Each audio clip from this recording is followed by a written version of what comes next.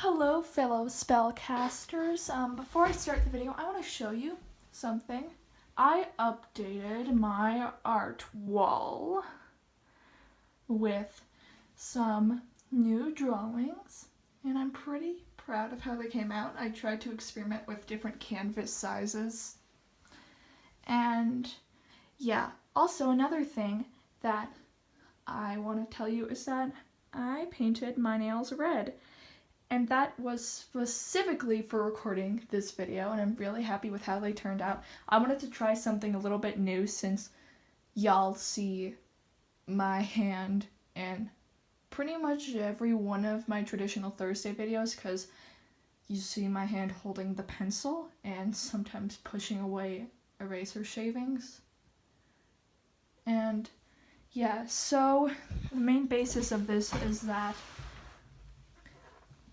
I suddenly got a flood of memories, and I remembered a FNAF OC that I created, which FNAF is an abbreviation for the game series Five Nights at Freddy's, if y'all didn't know. And also another disclaimer, since Five Nights at Freddy's is not a series intended for kids, this video is not going to be intended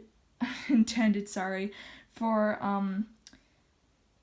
kids, so the demographic for this is probably going to be along the lines of like teenagers and adults, so I'll probably put a 13 plus thing in the title of this video. And so there's an OC that I created when I was younger, named Cara Cuskins. I asked my Instagram followers if I should draw her for my traditional Thursday, and a bunch of people said yes, and yes won the poll. So I'll be drawing Cara Cuskins, and yeah, that's all I want to say. Anyways, on to the video. As I said before, I'm going to be drawing my FNAF OC Cara Cuskins, who worked as a security guard, and unfortunately she died because of one of the animatronics. Yeah, so when I was younger, for some reason, I mean, this was when FNAF was, like, super popular in 2014, 2015. Yeah, I was kind of aboard the FNAF train, but not really for long, because then I just stopped kind of getting into it. Spoiler alert, I haven't actually played any of the games, so I've yet to play the games because I was too chicken to play them myself, and also because I was kind of young. But I'm interested in playing them now. But anyway, back to talking about Cara. In this drawing, I decided to, like, kind of convey a feel of, like, sort of stress, because she's multitasking on, like, the night shift, because she's got her arm on, like, a light button. She's holding the tablet to check the cameras, just like you do in the game. And she's also got a phone, because it's like, I mean, maybe she's calling for assistance, maybe she's calling because someone asked for her assistance. I don't know, I thought of one of the mechanics in the first game. Actually, I think they appeared in almost all of the games, where there's, like, this phone that you answer it, and it, like, tells you some stuff, which some of it is just, like, really cryptic information on how everything works. I don't know. I haven't actually played the game, so take that with a pinch of salt.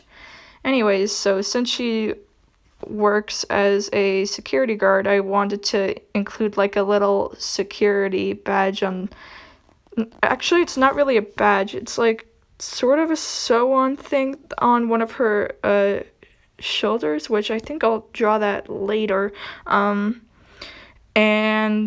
I wanted to also write security on her hat to show that, yes, she is a security guard, if y'all didn't already know.